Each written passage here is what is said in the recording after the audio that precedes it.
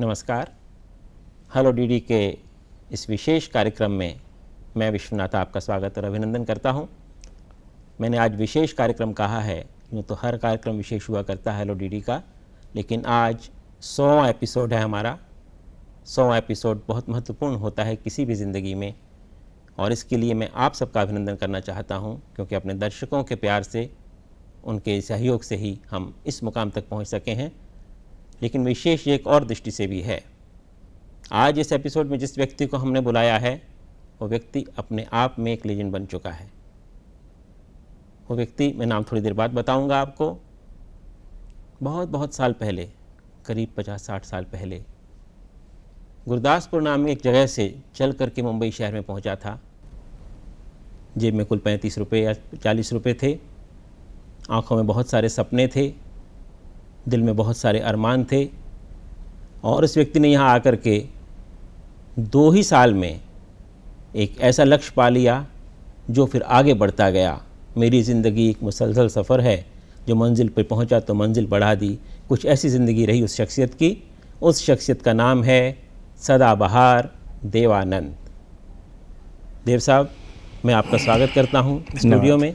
आप हमारे इस एपिसोड में आए। जैसा कि मैंने कहा, ये हमारा विशेष एपिसोड 100वां एपिसोड है, और आपको पाकर के हमें बहुत अच्छा लग रहा है। यहाँ पर आपकी सारी ज़िंदगी हमारे सामने फिल्मों के रूप में है, लेकिन फिर भी बहुत सारी चीज़ें ऐसी हैं जो हम आपके बारे में जानना चाहते हैं। तो दुनिया सब कुछ जानती है। आपने बहुत कुछ लिखा है हमारे बारे में, जर्नलिस्टों ने लिखा है, अखबारों ने लिखा है जब से हम आए हैं। लेकिन जो भी आप जानना चाहें आप पूछिए हमसे। देव साहब, शुरुआत मैं ही करना चाहता हूँ।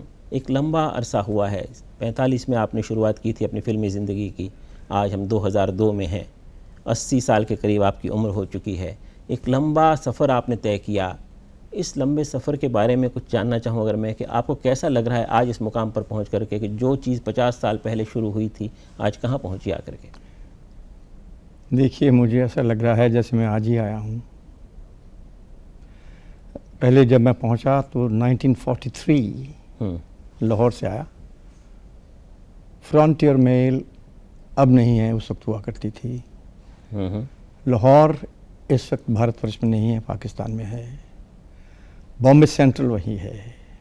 तो फ्रंटियर मेल बॉम्बे सेंट्रल में उतरी, और मैं उतरा और मैंने देखा ऊंची ऊंची बिल्डिंग्स, बड़े बड़े खूबसूरत महल, विक्टोरिया चल रही थी, और लाहौर छोटा शहर था। तो मैं आया इसीलिए था कि मुझे फिल्में ज्वाइन करनी थी। और फिल्में ज्वाइन करते करते 2-2.5 बरस तो लग गए, जिसमें मैंने, पैसा बहुत कम था, जेब में पैसा नहीं था उस वक्त। 30-35 रुपये लेके आया था। कोई मेरे जेब में किसी का सर्टिफिकेट नहीं था रिकमेंडेशन का। तो आहिस्ता आहिस्ता आहिस्ता आहिस्ता लोगों से मिलते मिलते मिलाते मिलाते 2-2.5 बरस लगे। तो फिर प्रभात में मुझे पहला ब्रेक मिला 45 में। हम एक हैं हिंदू मुस्लिम यूनिटी के ऊपर थी। और ऐसी आयरनी है कि हम एक हैं जब रिलीज़ हुई है तो उसी वक्त भारतवर्ष का बंटवारा हो गया, हिंदुस्तान पाकिस्तान बन गया। 47 की बात है। इसको ट्रेजेडी कहेंगे या इसको आप आयरनी कहेंगे, क्या कहेंगे? आयरनी है, रियलिटी भी है, जो होना नहीं चाहिए था। अगर अब जब मैं सोचता हूँ, पीछे की तरफ मुड़ के देखता हूँ, तो लगता है कि ये सबसे बड़ी गलती अगर हमारे लीडर्स ने की है तो इस देश का बंटवारा कर दिया। इस भारतवर्ष को उन्होंने हिंदुस्तान पाकिस्तान में बांट दिया। नहीं करना चाहिए था। ये बात, उसी से ही सारी प्रॉब्लम्स आपकी शुरू हुई हैं।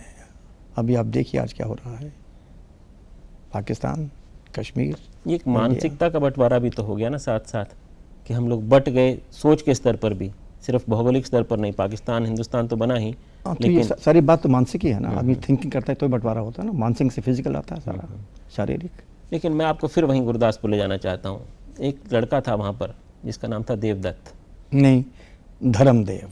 धर्मदेव। ये इंटरनेट वालों ने देवदत्त गलती से लिख दिया है। मेरा नाम है धर्मदेव।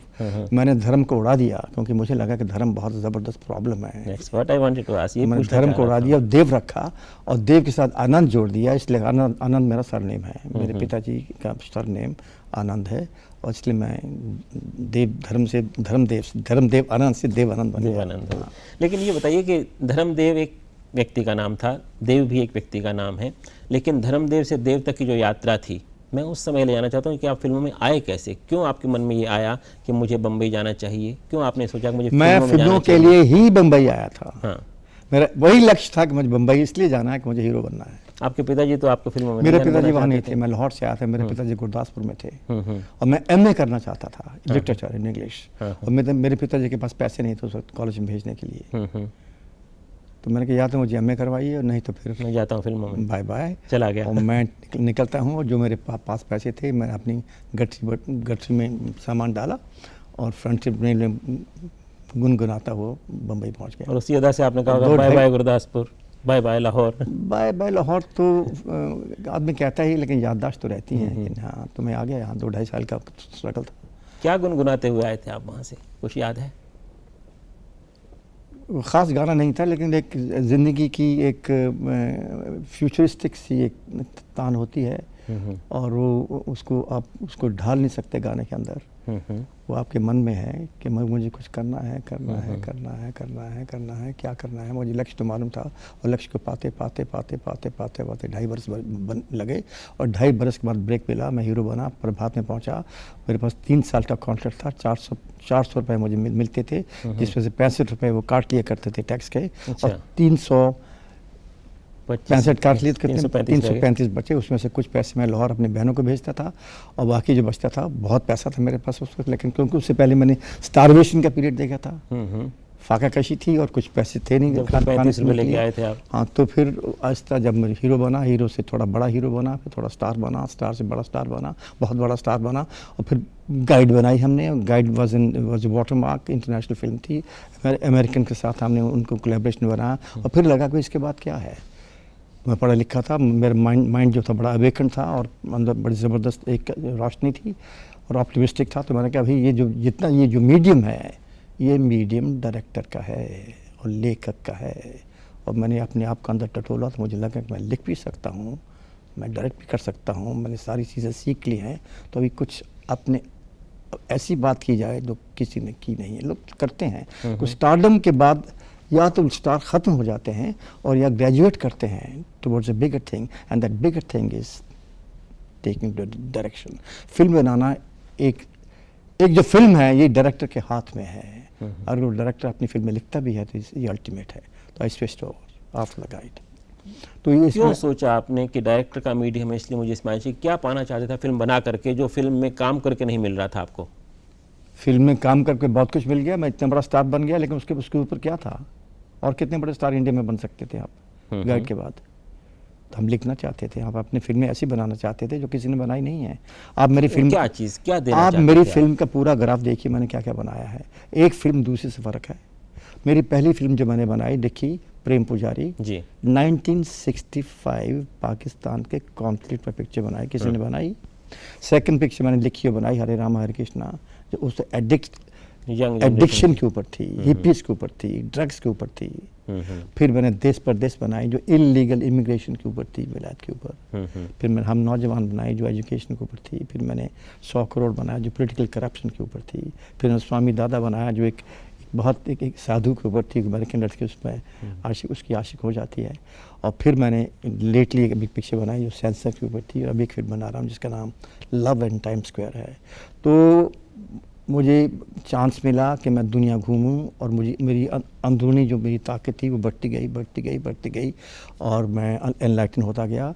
और मैं इस मोड़ पर पहुंचा हूँ कि जहाँ मैं, अगर मेरे दिमाग में कोई चीज़ आए कि मुझे इसमें फिल्म बनानी है, तो मैं सिर्फ आंखें बंद करता हूँ, अपने आप से पूछता हूँ कि क्यों बनाना चाहते हो। फिर मेरा मन कहता है कि भाई इस पर बनाओगे तो दुनिया को एक चीज़ दोगे और आपकी मन की तसल्ली भी होगी। और फिर मैं उस पर काम शुरू कर देता हूँ। और ये 15-16 घंटे का काम है। कैसे सोचते हैं विषय आप? जैसे अब आप मन में तो आया कि मुझे फिल्म बनानी है, तब आप कैसी फिल्म बनानी, जैसे आपने बनाई हरे कृष्ण हरे राम। आइडियाज़ हर रोज़ आते हैं। हम्म। आप अखबार उठाते हो तो आइडियाज़ हैं, आप लोगों से मिलते हो तो आइडियाज़ हैं, आप ट्रेन पर जा रहे हो तो आइडियाज़ हैं, आप गाड़ी में जा रहे हो तो दुनिया को देख रहे हो उसमें आइडियाज़ हैं, आप लोगों से बातचीत कर रहे हो तो आइडियाज़ हैं, आप टेलीविज़न देख रहे हो तो आइडियाज़ हैं। रोज़ हज़ारों आइडियाज़ मन में आते हैं। कभी आपने सोचा कि उसमें कोई से खास एक आइडिया आपके मन में टिक जाता है। वो कैसे टिकता है? उसी पर आ रहा हूँ, जिसका लोग ऑब्सेशन कहते हैं। टिकता है कि वो टिक जाता है, उसके बगैर आप रह नहीं सकते। उठते खाते बैठते लगता है कि भाई ये मुझे डिस्टर्ब कर रहा है, क्यों डिस्टर्ब कर रहा है। फिर आपका एक फैसला हो जाता है कि भाई इसी पे मुझे फिल्म बनानी है। फिर आप उसके सीक्वेंस बनाने शुरू कर देते हो, कहानी बनानी शुरू कर देते हो, फिल्म बनाते हो। हाँ देव साहब, इससे पहले कि मैं और कुछ पूछूं, दूरदर्शन के डायरेक्टर हमारे डॉक्टर कुरैशी हैं फ़ोन पर, वो आपसे कुछ बात करना चाहते हैं। कुरैशी साहब बोलिए। कुरैशी साहब, आपसे दिल्ली में मिलके मुझे बहुत अच्छा लगा और पहली बात मैंने इनसे यही कही कि मैं कुरैशी साहब से मिल के आ रहा हूँ और मेरा सलाम उनको भेजिएगा। आप कैसे हैं? मैं ठीक हूँ देव साहब। सबसे पहले तो आप मेरी और दूरदर्शन परिवार की नेक ख्वाहिशात कबूल करें अपनी नई फिल्म के लिए। आपका बहुत शुक्रगुजार हूँ और आपने हमसे वादा किया है कि बम्बई जब भी आएंगे हमें बताएंगे और आप हमारे स्टूडियो में भी आएंगे। जी, मैं तो अपना वादा जरूर पूरा करूंगा, लेकिन सबसे पहले मैं आपका शुक्रिया अदा करना चाहता हूँ कि आपने अपना वादा निभाया दूरदर्शन पर आने का, और वो भी इतनी जल्दी, क्योंकि अभी 2 हफ्ते पहले ही तो हमारी मुलाकात हुई थी। हाँ, ये भी एक बहुत बड़ी वजह थी कि मैं आपसे मिल के आया था और विश्वनाथ जी ने हमें फ़ोन पे कहा और कन्विंस किया, तो हमने एकदम कहा हम जाएंगे और एक इंटरव्यू देंगे। देव साहब, मैं ये बताना चाहूँगा कि आपकी फिल्में आपकी अदाकारी के अलावा आपकी अच्छी म्यूजिक के लिए भी बहुत मशहूर है। इस मौके पे मैं ये बताना चाहूँगा कि हम दूरदर्शन में एक भारत में जो 100 साल हो गए म्यूजिक रिकॉर्डिंग के, उसको मना रहे हैं। आपकी यादें इसका एक बहुत बड़ा हिस्सा हैं। इसके लिए हम आपको तकलीफ देंगे कि इन यादों को हमारे करोड़ों दर्शकों से भी शेयर करें। हमें बताइएगा, हम आएंगे डेफिनेटली। और ये वादा तो आप करोड़ों दर्शकों के सामने कर रहे हैं। मैं वादा निभाऊंगा। हमारी फिल्में जो हैं, आप देखिए, जब से हमने नवकीर्तन फॉर्म किया, जितने भी म्यूजिक डायरेक्टर्स हैं उन्होंने कंपोज किया है।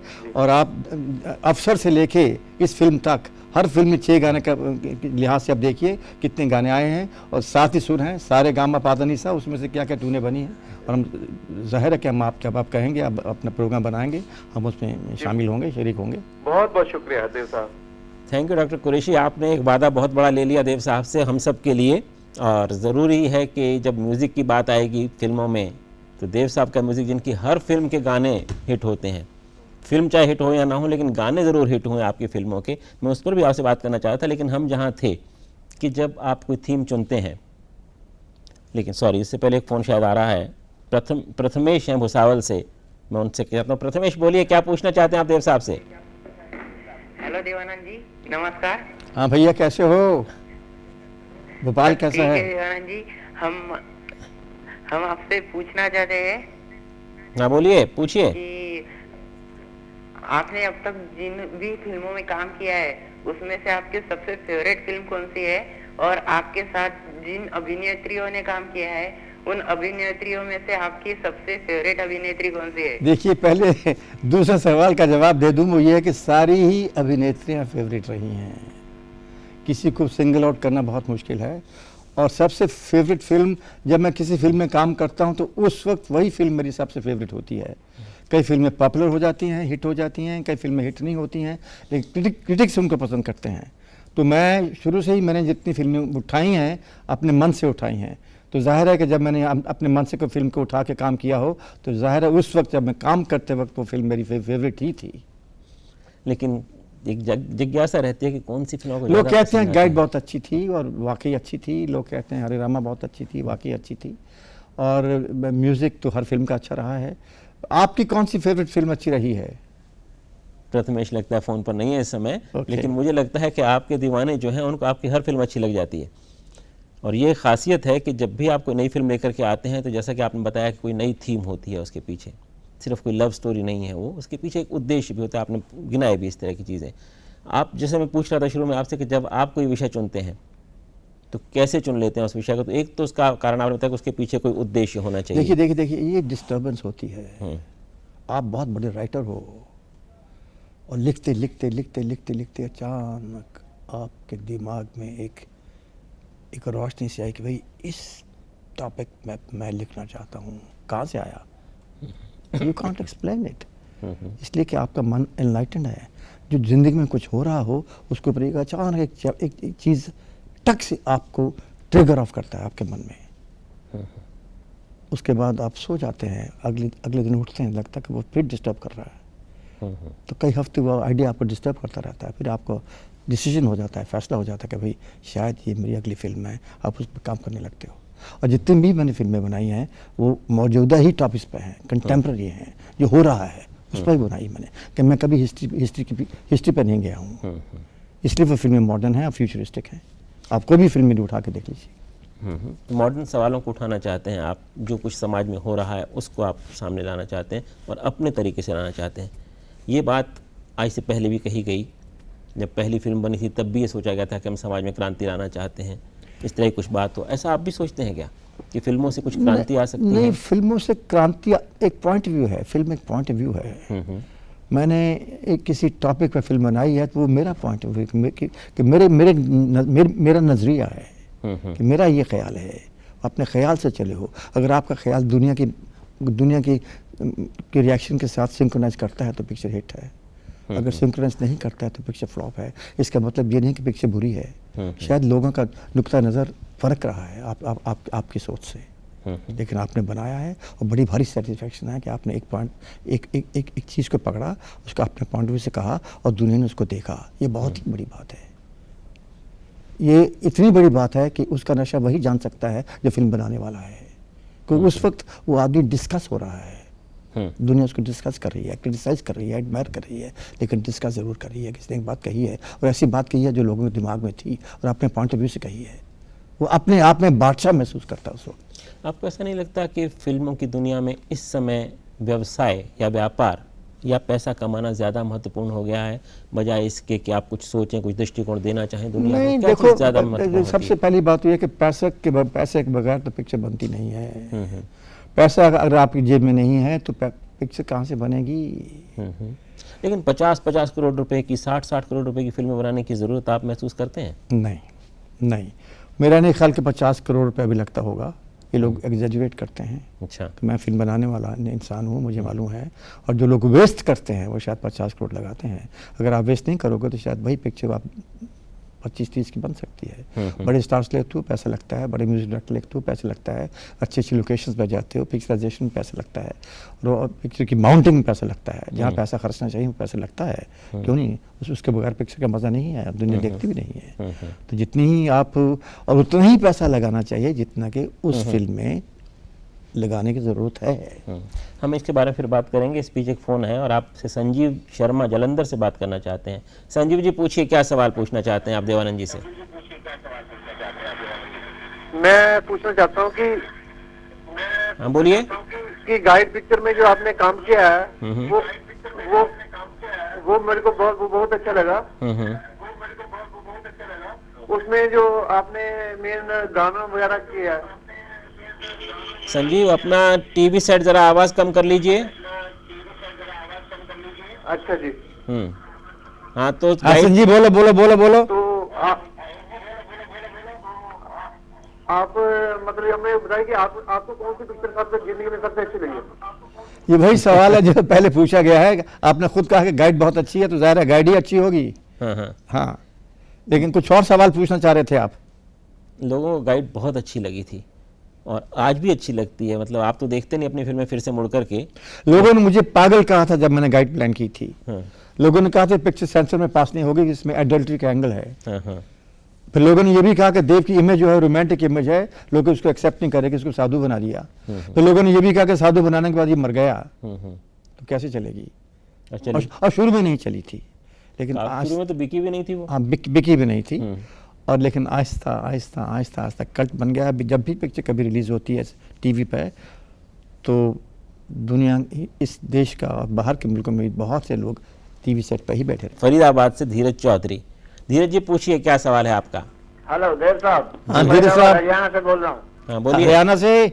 हाँ जी बताइए, पूछिए। मैं आपका बहुत बड़ा फैन हूँ। हाँ।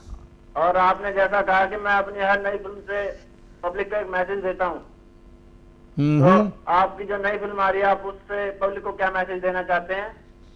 Love at time square. Love at और दूसरा, उसकी स्टार कास्ट क्या है? लव एट टाइम स्क्वायर जो है ये बड़ा यूनिवर्सल मैसेज है, प्यार का मैसेज है जो आपके दिल में भी है इस वक्त। और एक लव स्टोरी है, दो लड़के एक लड़की, हिंदुस्तानी, जगह अमेरिका, टाइम स्क्वायर जगह है न्यूयॉर्क में, जो बहुत ही मशहूर जगह है, जहाँ का न्यू ईयर्स ईव बिल्कुल ही इतना बेहतर है कि दुनिया भर के लोग वहाँ इकट्ठे हो जाते हैं। और जब 2000 से 2001 आया है, सेंचुरी, जब नई सदी आई है, नई सदी का जो कहानी वहाँ शुरू होती है, वो इतनी खूबसूरत जगह है, वहाँ पे इतने इतने अच्छे लोग वहाँ थे, उसको वहाँ से कहानी हमारी शुरू होती है। तो प्यार का मैसेज है। और इंडो अमेरिकन जो हिंदुस्तान के, भारतवर्ष के लोग वहाँ सेटल डाउन हुए हैं, उनकी कहानी है, वो अपने आप को आइडेंटिफाई करेंगे। ये बड़ा ही ज़बरदस्त, सबसे बड़ा मैसेज ये है, इंडो अमेरिकन रिलेशंस को उठाती है ये पिक्चर। देव साहब, उन्होंने एक सवाल और भी पूछा है कि इस फिल्म में आपके नए स्टार कौन से हैं? इसमें दो लड़के नए हैं, एक का नाम है चैतन्य, एक का नाम है शोएब, और एक लड़की है हीनी। उसके अलावा हमने खुद भी काम किया है और बाकी कैरेक्टर आर्टिस्ट हैं। इसमें आशीष विद्यार्थी हैं और सतीशा हैं और केत की दवे हैं और बहुत से अमेरिकन लोग हैं। उसका म्यूज़िक 5 लोगों ने दिया है। अदनान सामी ने इसका थीम सॉन्ग लिखा है टाइम स्क्वायर का। और टाइम स्क्वायर के थीम सॉन्ग का मतलब है कि वो यूरोपियन भी है, अमेरिकन भी है, देसी भी है, हिंदुस्तानी भी है, एथनिक भी है, ग्रीक भी है, मिडल ईस्ट भी है, इसलिए कि जहाँ भर के लोग वहाँ टाइम स्क्वायर होते हैं। उसने अदनान सामी ने कंपोज किया है। लकी अली ने 3 गाने कंपोज किए हैं, 2 गाए हैं। आदेश श्रीवास्तव ने 2 गाने कंपोज किए हैं। राजेश रोशन ने 1 गाना कंपोज किया है और बप्पी लहरी ने बैकग्राउंड स्कोर किया है। तो इसमें एक गानों की बहार है और गाने बहुत ही अच्छे हैं। इतने सारे म्यूजिशियन आपने इकट्ठे किए, कोई नहीं कर सकता। गाइड फिल्म, आप देखते नहीं अपनी फिल्मों को, लेकिन आज आपने एक गाना देखा है गाइड का, और आपके मन में कुछ आया भी था उस समय, जो आप कहना चाहते कि कैसे आइडिया आया होगा? गाइड कैसे प्लान हुई? देखिए, गाइड पर्ल बक, नोबेल लॉरियट, जिसने किताबें लिखी, जैसे गुड अर्थ लिखी थी, उसको नोबेल प्राइज़ मिला उसको।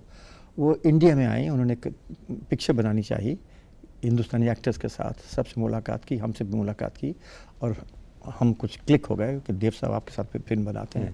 तो उनके पास एक किताब थी जो उन्होंने मुझे दी, इसको पढ़ो, इसको कैसा लगा। मैं कहा देखो भैया, हम इतने बड़े स्टार्स हैं कि अगर हमें बाहर काम करना पड़े किसी बाहर के मुल्क में, तो जब तक हमारा सेंट्रल रोल नहीं होगा तो हम काम नहीं करेंगे। ये तो वैसे भी देव साहब की विशेषता है। और फिर अच्छा तो हम काम तो करेंगे, हम पिक्चर बनाएंगे। मैं आप किताब ढूंढिए। तो मैं बर्लिन जा रहा था, बर्लिन में हमारी फिल्म, हम दोनों की एंट्री थी, ऑफिशियल एंट्री। तो बर्लिन जाते जाते वहाँ बर्लिन में भी उनका डायरेक्टर भी आया हुआ था, उसकी एक फिल्म थी नो एग्जिट, जिसको वहाँ प्राइज़ मिला था, जिसने इंग्लिश वर्जन को डायरेक्ट किया था। तो मुझे किसी ने कहा कि गाइड पढ़ो, जो गाइड का रोल है देव साहब, वो अपने भाई इंटरनेशनल, उसको इंटरनेशनली बनाइए। तो मैं लंदन पहुंचा। मैं लंदन में, वहाँ फॉल्स बड़ी बड़ी बुक शॉप है, उसके वहाँ मैं पहुंचा। मैंने कहा मुझे एक किताब चाहिए, उसका नाम गाइड है। तो उन्होंने मुझे मेरे होटल में भेज दी। मैंने गाइड को पढ़ा और मुझे लगा कि गाइड का ही कैरेक्टर इंटरनेशनली बहुत अच्छा कैरेक्टर होगा जो हम पोर्ट्रे करना चाहेंगे।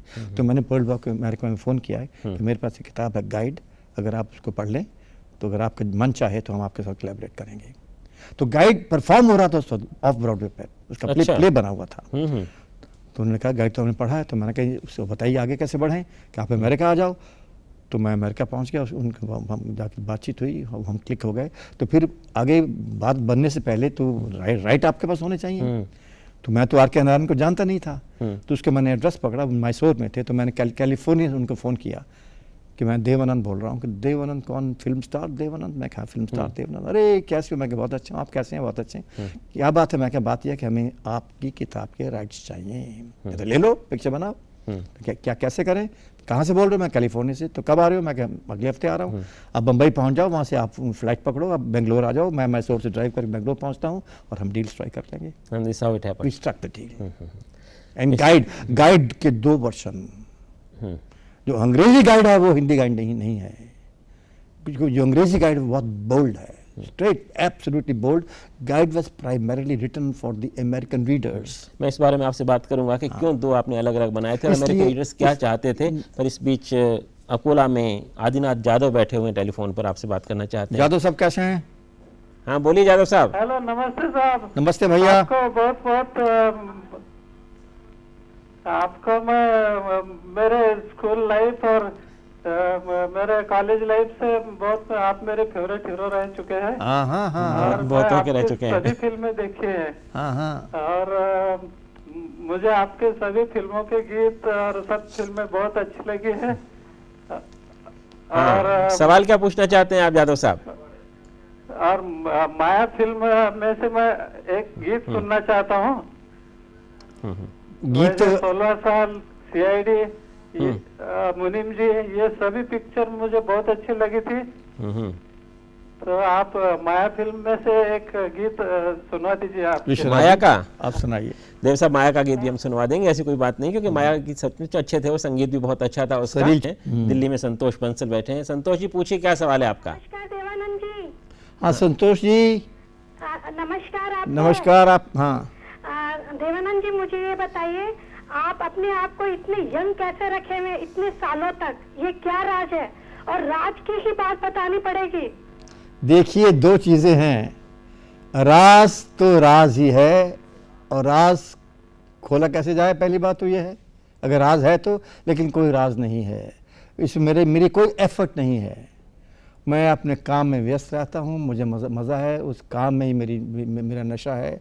और मैं उठता हूँ, बैठता हूँ, और मैं दिन ऐसे निकल जाता है जैसे कि वक्त की कोई एहसास ही नहीं है वक्त का।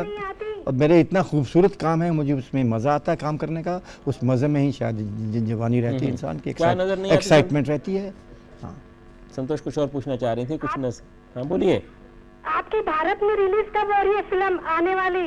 अच्छा, ये आने वाली फिल्म जिसका नाम है लव एट टाइम स्क्वायर, ये 24 जनवरी को आएगी। सब दुनिया भर में, न्यूयॉर्क में भी, बॉम्बे में भी, दिल्ली में भी, भारतवर्ष के सब शहरों में 24 जनवरी को। आप लिख लीजिए, अगर आपको देखी नहीं हो ज़रूर जाके देखिएगा, आपको अच्छी लगेगी, ऐसी आशा है। हम उम्मीद करते हैं ज़रूर अच्छी लगेगी। लेकिन आपसे जो सवाल उन्होंने पूछा था उसका जवाब आपने राज ही रहने दिया है, और राज को राज रहने दो। नहीं, मैंने कह दिया कि चूँकि मैं अपने काम में इतना व्यस्त हूँ, मुझे काम में इतना मज़ा आता है, उस मज़े में मेरा नशा है, उस नशे में मेरी जवानी है, उस नशे में मेरी एक्साइटमेंट है। और क्या चाहिए? फिजिकल तो आप कुछ कोशिश करते नहीं होंगे इसके लिए? कोई एक्सरसाइज, कोई योगा? फिजिकल तो आपको देखना ही पड़ता है कि आपको ज़्यादा खाना ना खा जाओ, आप कुछ परहेज़ रखो कुछ। मैं शराब टच नहीं करता हूँ इसलिए कि दिल नहीं करता पीने को, वैसे ही नशा रहता है। और सिगरेट नहीं पीता हूँ, और मैं उतना ही खाता हूँ जितना मुझे खाना चाहिए। और छोटी मोटी एक्सरसाइज भी होती हैं, वो भी करनी चाहिए, करता हूँ। बहुत ज़बरदस्त पहलवान नहीं हूँ, मेरे ज़बरदस्त मसल्स नहीं हैं, सीना खोल के मैं चलूँ। तो हैबिट्स अच्छी हैं, डिसिप्लिन हैबिट्स हैं। तो अगर डिसिप्लिन हैबिट्स हैं तो वैसे तो शास्त्रों में भी लिखा है कि अगर आपकी उम्र 100 वर्ष की रहनी चाहिए, होनी चाहिए। फिर और 100 में 25 हम तो भी 80 के हो जाएंगे अगले साल। अभी तो 79 सितंबर में आप 80 के पूरे हो जाएंगे, लेकिन अगले आप सितंबर लगते अभी भी नहीं है। तो फिर अभी तो इसका मतलब है कि अभी तो बहुत वक्त है। तो ऐसे आप सोच में क्यों पड़ गए कि क्या उम्र है आपकी? नहीं, हम बिल्कुल सोच में नहीं पड़े। हम तो आज जाना चाहता कि हम भी आपकी ऐसे हो सकें। This is the main thing. अगर आपको ये मालूम है कि अभी तो बहुत जिंदा रहना है, तो आप बहुत कुछ कर सकते हो, कर रहे हो, करते जाओ। आपने एक जगह कहा था कि मैं अभी भी अपने आप को बच्चा मानता हूँ, उसका क्या मतलब था? बच्चा मानने का क्या मतलब है आपका? बच्चा मानने का मतलब है एक्साइटमेंट रहती है हमेशा। चाहे वो एक्साइटमेंट आपको अपने काम से हो, या रहने सहने से हो, या आपको किताब पढ़ने से हो, या कहीं किसी जगह जाने से हो, कोई नई जगह देखने से हो, या कोई ऐसी बात हो रही हो, आप उसके बारे में जानना चाहते हो, भी क्या बात है, ज़रा बताओ। आप उसको कुरेदना चाहते हो, आप उसको प्रोब करना चाहते हो। एक क्यूरियोसिटी रहती है आपके दिमाग में अंदर, एक सीखना चाहते हो, हर वक्त सीखना चाहते हो। हर वक्त सीखने की जो तमन्ना है, यही एक्साइटमेंट है। अच्छा, एक चीज़ और मैंने देखी, आपकी फिल्मों में पहाड़ बहुत दिखाई देते हैं। भूटान से भी आपको बहुत सारा लगा। अगर पहाड़ की ज़रूरत है कहानी में तो जाता हूँ, वैसे पहाड़ पसंद है मुझे। क्या खास बात, क्यों पसंद है पहाड़? पहाड़ पता नहीं, जब मैं कभी पहाड़ में जाता हूँ और जब 5-6 हज़ार फुट की बुलंदी पर पहुँचता हूँ, लगता है कि एक नया जीवन शुरू हो रहा है। ऐसा लगता है कि सब कुछ पीछे छोड़ के आ गए हैं, कोई प्रॉब्लम नहीं है, और एक ज़बरदस्त एक्सपेंस है, और उड़ान है, और ये आप एक नेचर के साथ हो, प्रकृति के साथ हो। भूटान से भी आपका काफ़ी लगा? भूटान, नेपाल, सिक्किम मैं बहुत बार गया हूँ। भूटान तो हम कोरोनेशन पे भी गए थे, उनके लिए डॉक्यूमेंट्री बनाई थी। सिक्किम में हमने फिल्म बनाई थी जिसका नाम जुल तीर था। मैं उन सिक्किम के जो छोग्याल थे उनको बहुत अच्छी तरह जाना शुरू कर दिया था। नेपाल के राजाओं के साथ हमारी बहुत दोस्ती रही है। मैंने फिल्म 2 बनाई हैं, हरे रामा हरे कृष्णा और इश्क इश्क इश्क। 14,000 फीट थ्यांगोची पे कोई जा नहीं सकता था, इतनी ऊंचाई पे बनाई। और मैंने फिल्में चूँकि बनाई हैं तो मुझे उन देशों से प्रेम है। मनोज, क्या जानना चाहते हैं आप देवानंद साहब से? हेलो। हाँ, हेलो देवानंद जी, नमस्कार। नमस्कार जी। आपको नए साल की बहुत बहुत बधाई हो। आपको भी। और आपकी आने वाली पिक्चर के लिए भी बहुत बहुत बधाई। हाँ, शुक्रिया। जो नई टाइम्स एंड स्क्वायर्स आ रही है, हाँ जी, लव एंड टाइम्स स्क्वायर, हाँ जी, इसके लिए बहुत बहुत बधाई। Thank you. और मैं चाहूंगा कि आप इतनी अच्छी, आपके चेहरे पर अभी भी इतनी अच्छी मुस्कुराहट है, और इसके क्या राज है जो आप हमें बताना चाहेंगे? आपने बहुत अच्छी मुस्कुराहट जो आज के नौजवान के अंदर नहीं है, वो आपके चेहरे पर झलकती है। इसका क्या राज है? शायद मुझे कोई अंदरूनी खुशी है जो हमेशा रही है, रहेगी। आप कुछ कह रहे थे इस बारे में कि इसको बनाने में क्या दिक्कतें आ रही थी? किसको? हरे राम को? नेपाल में? नहीं, कोई दिक्कत नहीं। बल्कि अगर मैं मेरी मेहनत बहुत ज़्यादा थी। मैं दिन रात काम करता था। सुबह भी शूटिंग करता था, दोपहर को भी शूटिंग करता था, रात को भी शूटिंग करता था। और वहाँ कहाँ शूट किया मैंने, कहाँ कैमरा रखा है, वहाँ कोई और नहीं रख सकता था। इसलिए कि मेरे मित्र थे वहाँ के, किंग महेंद्र उस वक्त, और हिप्पी कल्ट था वहाँ, बहुत रैम्पेंट था उस वक्त।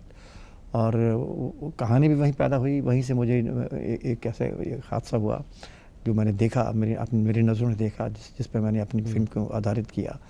और फिर मैं अपना यूनिट लेके गया। मैंने 10 महीने में फिल्म बनाई। और हरे रामा हरे कृष्णा के बाद फिर एक और फिल्म मैंने माउंटेन्स बनाई। और बड़ा मुझे वहाँ लगाव हो गया इन लोगों के साथ, नेपालियों के साथ, और उस मुल्क के साथ, और वहाँ की रॉयल्टी के साथ। और I think this is one of the most beautiful things I did in Nepal, Hare Rama Hare Krishna. हमने सुना है कि आप कोई और फिल्म प्लान भी कर रहे हैं वहाँ, जो मैसेकर हुआ था रॉयल्टी में। देखिए, मैं इनके इतने करीब हूँ। जिन लोगों का मैसेकर हुआ वो मेरे पास ही बैठे हुए थे कुछ महीने पहले मेरे पेंट हाउस में। उनका सारा स्टाफ, उनके डिफेंस मिनिस्ट्री के लोग, एक्सटर्नल के लोग। और जब उनका मैसेकर हुआ, मैंने इस पर देखा टेलीविज़न पे, तो मैं 10-12 दिन डिस्टर्ब रहा। आपने मुझसे एक सवाल किया था कि आपको ख्याल कैसे आते हैं कहानियों के। इस डिस्टर्बेंस से मुझे लगा ये एक ऐसा हादसा हुआ है कि दुनिया को फिल्म के ऊपर दिखाना चाहिए। बड़ा सेंसिटिव है, लेकिन इसमें हम आप किसी को हर्ट नहीं कर सकते। एक तो आप जो असलियत है वो लोगों को मालूम है, जो हुआ लोगों को मालूम है, जो दुनिया को कहा गया वो भी लोगों को मालूम है, जो पैलेस ने कहा वो भी लोगों को मालूम है। लेकिन जो नहीं कहा गया, जो लोगों के इमेजिनेशन में है, वो कहानी का हिस्सा हो सकता है। तो 10-12 दिन के अंदर मैंने खाका सा तैयार किया है। लेकिन मैं नेपाल जाऊंगा, उनसे उनकी ब्लेसिंग्स लूँगा पहले, फिर बनाऊंगा। और ऐसी एक सेंसिटिव फिल्म है जिसमें हम ना तो नेपालीज लोगों को हर्ट कर सकते हैं, और ना ही हम रॉयल्टी को हर्ट कर सकते हैं जो चलेगी, और ना ही जो रॉयल्टी है। और लेकिन एक चीज़ कहने लायक है, ऐसा आपको लगता वो जो प्रिंस का कैरेक्टर है, वो एक उसके अंदर सिनेमा ही सिनेमा है। हाँ, इसके बारे में बात करते हैं। इससे पहले मध्य प्रदेश छिंदवाड़ा से सुधीर चौधरी आपसे बात करना चाहते हैं। सुधीर जी, बोलिए, क्या पूछना है? नमस्कार। नमस्कार सुधीर।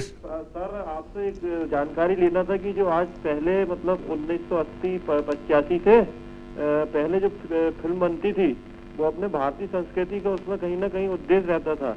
आज सारे मतलब जो पिक्चर की शूटिंग हो रही वो अदर कंट्रीज में हो रही सर। तो हम जो पहले परिवार के साथ बैठ के जो फिल्मों का आनंद लेते थे, आजकल इतना वो हो गया पिक्चरों में कि घर की फैमिली देखने में मतलब बहुत हिचकिचाती है। और सर, आपकी जितनी भी फिल्म है बहुत पसंद हम लोगों को, और आप इतने लंबे समय के बाद आपकी एक जो नई पिक्चर आ रही है उसके लिए आपको धन्यवाद कि आपने पिक्चर बनाने के लिए आजकल बंद कर दिए। नई पिक्चर बनाना बंद तो मैंने किया है। पिक्चर बनाना जब तक मैं जिंदा हूँ बनाता रहूँगा। और जाहिर है कि जो मेरी पिक्चर आई है मैंने बनाई है, तो आपके सामने आने वाली है। वो जो बात पूछना चाह रहे थे कि आज की फिल्मों में जो इतना अंतर आ गया है, जो पाश्चात्य संस्कृति नहीं, वो क्या है, देखो दुनिया बहुत आगे बढ़ गई है। अब हिंदुस्तान आइसोलेटेड नहीं है। आपका जो मुल्क है ये दुनिया के साथ मिल गया है। इंटरनेट आ गया है, टेलीविज़न आ गया है, मीन्स ऑफ कम्युनिकेशन बढ़ गए हैं। 12 घंटे में आप लंदन पहुंच जाते हो, 18-20 घंटे में अमेरिका पहुंच जाते हो। तो बाहर की जितनी कल्चर है आपके साथ हिंदुस्तान में आ गई है, यहाँ की कल्चर बाहर चली गई है, आइडिया ज़्यादा आ गए हैं, ख्याल कहानियों का जो विस्तार है वो चौड़ा लंबा चौड़ा हो गया है बहुत ज़्यादा, यही वजह है। लेकिन अगर किसी गाने को पिक्चराइज करने के लिए आपने फॉरेन कंट्री में आप गए हो तो बेकार है। आप फॉरेन कंट्री में जब ही जाओगे जब कहानी का बेस वहाँ होगा, तो अगर वहाँ कहानी का बेस नहीं होगा तो आपको नहीं जाना चाहिए। तो मैंने भी जो फिल्म बनाई है लव एट टाइम्स स्क्वायर, इसकी वो कहानी का बेस ही अमेरिका है, लेकिन हिंदुस्तानी कहानी है, हमारी संस्कृति की कहानी है, लेकिन चूँकि अमेरिका है तो वो इंडो अमेरिकन बन गई। तो एजुकेशन बात है। आपने एक बात बहुत अच्छी कही कि विश्व संस्कृति बनती जा रही है, दुनिया छोटी होती जा रही है, इसलिए हम अपने कोनों में बैठ के बात नहीं कर सकते, चारों पांचों कोने जितने भी होंगे उन सबको हमको साथ में लेके चलना है। लेकिन एक जो बदलाव आ रहा है लगातार फिल्म इंडस्ट्री में, आप पिछले 50 साल से इससे बहुत गहरे से जुड़े हुए थे, 50 साल पहले की हमारी फिल्म इंडस्ट्री बॉलीवुड और आज की जो फिल्म इंडस्ट्री है, उसमें क्या बेसिक अंतर आपको दिखाई दे रहा है? अंतर कुछ नहीं है, अंतर वही है जो कि ज़िंदगी के भाव में है। ज़िंदगी फास्ट है, लोग बहुत ज़्यादा हो गए हैं, लोगों में रेस्टलेसनेस है, बेचैनी है, और बाहर का कल्चर यहाँ आ गया है, यहाँ का कल्चर बाहर चला गया। अब मैं रिपीट कर रहा हूँ, तो उसी फिल्में बनेंगी, उसी पर फिल्में बनेंगी। फिल्मों का जो फिल्में एक आईना है, जो ज़िंदगी में हो रहा है उसी पर फिल्म बनती है। उस वक्त हम इतने आगे नहीं बढ़ गए थे, आज आगे बढ़ गए हैं। 50 साल पहले बात और थी, अब बात और है। आज जो फिल्में बन रही हैं आपकी फिल्मों के अलावा, उनके बारे में आपका क्या विचार है? आप देखते तो होंगे बाहर की फिल्में? नहीं, अच्छी बना रहे हैं लोग, और पिक्चरों का अच्छा, बहुत अच्छे लड़के बना रहे हैं, अच्छे यंग लड़के हैं, पिक्चरें अच्छी बनाते हैं, उनके ख्यालात भी अच्छे हैं, और उनको बहुत अच्छा एक्सपीरियंस भी मिला है, इसलिए कि वो अच्छी फिल्में उन्होंने दुनिया भर से देखी भी हैं। और फिल्में तो अच्छी हर जगह बनती हैं, बुरी भी बनती हैं, हिंदुस्तान में बुरी बनती हैं, बाहर भी बुरी बनती हैं, लेकिन टैलेंट बहुत ज़बरदस्त है, टेक्नीशियंस बड़े अच्छे हैं, हमारे कलाकार बहुत अच्छे हैं, टेलीविज़न आ गया है, अब टेलीविज़न उठा के देखो, अपने कलाकारों को देखो, अपने टेक्नीशियन को देखो, बहुत मज़ा आता है, कमाल है। अपने कमर्शियल्स देखो, ऐसे सुंदर कमर्शियल्स हैं जैसे किसी भी फॉरेन कंट्री के कमर्शियल क्यों ना हो, तो लोगों ने सीखा है, हमारी कैसी जनरेशन आई है। ये तकनीकी दृष्टि से बहुत आगे बढ़ गए हम लोग, लेकिन कंटेंट की दृष्टि से जैसे आप एक खास चीज नजरिया लेकर के चलते थे, ऐसा आपको लगता है कि नहीं, कंटेंट भी देखो, कंटेंट में भी फर्क इसलिए आया है कि वो आपकी थिंकिंग में फर्क आया है, बहुत ज़बरदस्त फर्क आया है। आप पुरानी किताबें पढ़ के देख लो, मुंशी प्रेमचंद को पढ़ के देख लो, शरद बाबू को पढ़ के देख लो, जिन जिन लोगों ने यहाँ हिंदुस्तान भारतवर्ष में कहानियाँ लिखी हैं, अब वो पढ़ेंगे तो लगे उस ज़माने की कहानियाँ हैं, मौजूदा कहानी नहीं है। अगर मौजूदा कहानी को इंसान लिखेगा, आज कोई राइटर लिखेगा, तो इस दुनिया को साथ लेके लिखेगा कि क्या हो रहा है। फिर वही आपकी फिल्में हैं, आज की ज़िंदगी जो है हमारी, वही रिफ्लेक्ट हो रही है, बिल्कुल वही रिफ्लेक्ट हो रही है। अच्छा, एक बात बताइए कि आप हमेशा संभावनाओं में जीते हैं, हमेशा आप फ्यूचरिस्टिक कहते हैं अपने आप को, ये भी कहते हैं कि future is my life actually, क्योंकि मैं हमेशा भविष्य में देखता हूँ, जो आज है उससे हमें संतुष्ट नहीं हो जाना है, लेकिन जो कल था उसको कभी हम जाग पीछे देखें। जैसे मैं आपको उदाहरण देना चाहता हूँ कि आपके ज़माने के जो फिल्मकार आपके साथ में थे, दिलीप साहब आपके साथ में थे, राज कपूर आपके साथ में थे, उनकी तुलना में आप अपने आप को अलग कैसे पाते हैं? देखिए, वो बहुत महान शख्सियत के मालिक हैं दिलीप साहब। राज कपूर भी थे, अपनी फिल्में बनाते थे, हम तीन दोस्त तो नहीं थे लेकिन कोलीग्स थे, बहुत अच्छे कोलीग्स थे। राज साहब ने बहुत अच्छी फिल्में बनाई हैं, राज साहब को अभी सारा देश याद कर रहा है, हमें बहुत खुशी होती है। दिलीप साहब बहुत ही बड़े अच्छे कलाकार हैं, बहुत महान है, राज्यसभा में गए हैं, उन्होंने अपना जो रास्ता है वो चेंज कर लिया है, वो अभी पॉलिटिक्स में चले गए हैं। और फ़र्क यही है कि वो पॉलिटिक्स में चले गए हैं, वो फिल्म एक्टर हैं। हमने फिल्म मीडियम को ही अपने मन में रखकर इसी में तरक्की करते करते मैंने अपने आप को फिल्में में ढाल लिया है। हम पिक्चर लिख रहे हैं, फिल्में बना रहे हैं, फिल्में डायरेक्ट कर रहे हैं, दुनिया से आइडियाज़ लेते हैं, अपनी फिल्में बनाते हैं। तो ये मेरी अपनी ग्रोथ है, हमें पॉलिटिक्स से कोई ताल्लुक नहीं है, मुझे नहीं जाना है। जैसे मैं पूछूंगा इस बारे में, पॉलिटिक्स के बारे में, क्या पॉलिटिक्स से जुड़े थे एक बार, लेकिन इस बीच शिव कुमार पुणे से कुछ पूछना चाहते हैं आपसे। शिव कुमार, क्या सवाल है आपका? शिव कुमार सुन रहे हैं आप? हेलो जी बोलिए। मैं बहुत शुक्रगुजार हूँ कि मैं देवानंद से बात कर रहा हूँ। पूछिए, क्या सवाल है आपका? हाँ शिव कुमार, हाँ कहो भैया, कुछ पूछना चाहते हो? हमारा देव जो है ब्रह्मा, विष्णु, महेश, ऐसा 3 भगवान है। तो पहला ऐसे ही 3 फिल्म डायरेक्टर्स थे, गुरुदत्त, राज कपूर और देवानंद। तो दोनों में से कंपैरिजन क्या है, और ये देव साहब जो है उसमें से कहाँ बैठेंगे एज डायरेक्टर? देखो भैया, मैं अपने बारे में कैसे बोलूँ, मैं अपने बारे में तो बोल ही नहीं सकता, मेरे बारे में तो आप बोलो, ये बोलें। जब हिस्ट्री लिखी जाएगी तो लोग हम कहेंगे। हिस्ट्री तो लोग लिखते हैं, हिस्ट्री बनाने वाला हिस्ट्री नहीं लिखता है। हिस्ट्री लिखी जाती है उन लोगों के हाथों से जो देखते हैं कि हिस्ट्री कैसे बन रही है। रेवोल्यूशंस तो हर रोज़ आती हैं, हर थॉट में, हर ख्याल में एक नया ख्याल आता है, रेवोल्यूशन होती है, लेकिन जब साल गुजर जाते हैं तो लगता है कि ये रेवोल्यूशन थी। गुरुदत्त तो हमारे साथ ही मेरा कोलीग था, और गुरुदत्त का सबसे पहला ब्रेक हमने दिया बाजी के अंदर। हम दोस्त थे, राज कपूर हमारे साथ कोलीग्स थे, वो बहुत बड़े महान थे, और हम चलते जा। गुरुदत्त जी का देहांत हो गया, बहुत जल्दी चले गए, पता नहीं क्यों चले गए। राज कपूर साहब भी चले गए, क्यों चले गए मुझे नहीं मालूम। और हम चलते जा रहे हैं, और हम तो हर बार मैं अपनी नई फिल्म बनाता हूँ तो मैं अपने आप को नया महसूस करता हूँ कि हर फिल्म एक नई कहानी है, नया चैप्टर है। पिछला पीछे चला गया, हम मुड़ के क्यों देखें? हम मुड़ के देखेंगे जब हम उसके बारे में लिखेंगे, या खड़े हो जाएंगे देखें क्या है। लेकिन हम इतना चलते जा रहे हैं कि पीछे देखने का टाइम है नहीं। एक पहाड़ पे आप चढ़ रहे हो, चढ़ते जा रहे हो, आपको चोटी नज़र आ रही है तो आप चोटी की तरफ ही देखोगे ना, पीछे अपनी वैली की तरफ तो नहीं देखोगे जब तक कि चोटी की तरफ पहुँच ना जाओ। लेकिन जब चोटी पे पहुँच जाओगे तो आपको दूसरी चोटी नज़र आ जाएगी, फिर उस पर देखोगे। जो मंजिल पे पहुंचे तो मंजिल बढ़ा दी, दूसरी नज़र आई, और ये बहुत फैंटास्टिक बात है। यही है यूथ, यही है जवानी। आपने सवाल पूछा, ये फैक्ट है। और ये जो थिंकिंग है ना, और इसमें अजीब नशा, इसलिए कि I am creating, I am writing.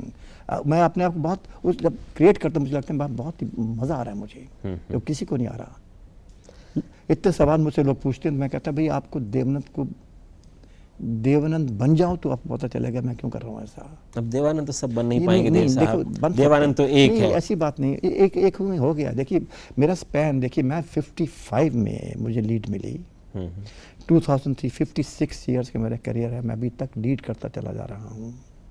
49 में मैंने अपना नवकेतन शुरू किया है। अब 52 ईयर्स की नवकेतन कंसर्न है जो किसी भी दुनिया के किसी भी कोने में इस वक्त नहीं है। लोगों ने अपनी कंसर्न्स को तोड़ दिया, चेंज कर दिया। हमारी एक ही कंसर्न है जिसमें से 75-80% लोग निकले हैं। डायरेक्टर्स निकले हैं, राइटर्स निकले हैं, लिरिसिस्ट निकले हैं, स्टार्स निकले हैं, हीरोइंस निकली हैं, हीरो निकले हैं। जो सब यही तो बात थी जो लोग जानना चाहते तो हैं। मैं जितना ही काम करता हूँ उतना ही मैं अच्छा होता जाता हूँ, और मुझे लगता जाता है कि जो कुछ भी पीछे किया है वो बचपन था, अच्छा नहीं था, मैच्योर नहीं था। अब आगे ये फीलिंग अच्छा ये हाँ, और जब तक ये फीलिंग रहेगी, ये बहुत हेल्थी फीलिंग है, और ये फीलिंग रहनी चाहिए। और जिस तरह से फीलिंग ख़त्म हो जाएगी मेरे मन में, तो शायद मैं ही ख़त्म हो जाऊंगा। ये फीलिंग कभी ख़त्म नहीं होगी साहब। यही एक स्पैन देता आपको लाइफ का, जीवन का।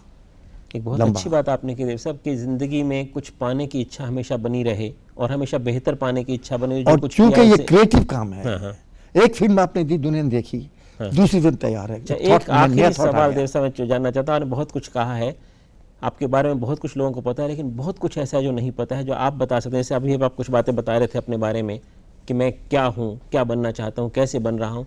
कभी आपने सोचा कि मैं आत्मकथा भी लिखूँ? सोचा, बहुत बार सोचा। बहुत लोग लिखना भी चाहते हैं, बहुत बड़े लोग लिखना चाहते हैं, बहुत अच्छे एडिटर्स लिखना चाहते हैं, आप अपनी यहाँ भी, हिंदुस्तान के बाहर भी। क्योंकि ये आत्मकथा में इतना बड़ा लंबा ज़बरदस्त स्पैन है, किसी का है नहीं। लिखूँगा, लिख के छोड़ देता हूँ, लेकिन मैं फिर फिल्म बनाने में व्यस्त हो जाता हूँ। फिल्म बनाने का जो काम है, कहानी कंसीव करने का काम है, कहानी को लेबर स्क्रीन पे लिखने का काम है, कैमरा के पीछे, कैमरा के आगे, ये 15-16 घंटे का काम है विश्वनाथ। ये फैक्ट है। मैं 15-16 घंटे व्यस्त हूँ, और अगर मैं 15-16 घंटे व्यस्त हूँ तो मैं बहुत ही अपने आप को एक ज़बरदस्त, एक फॉर्चुनेट, भाग्यवान समझता हूँ कि मैं 15-16 घंटे अपने आप में मस्त हूँ, उस काम में जो दुनिया देखने वाली है और कमेंट करने वाली है। इससे बड़ी बात और क्या है। मैं चाहता हूँ कि आप 15-16 घंटे हमेशा व्यस्त रहें, ताकि हमें और अच्छी चीज़ें सामने मिलती रहें, और देवानंद का सही स्वरूप हमारे सामने लगातार आता रहे। मैं बहुत बहुत आभारी हूँ देव साहब आपका कि आप हमारे इस एपिसोड में आए, और हमारे दर्शकों को आपने उनके सवालों का जवाब दिया, और आपके बारे में जानने का हमें मौका दिया। बहुत बहुत धन्यवाद। Thank you very much. धन्यवाद आपका बहुत बहुत। नमस्कार, शुक्रिया।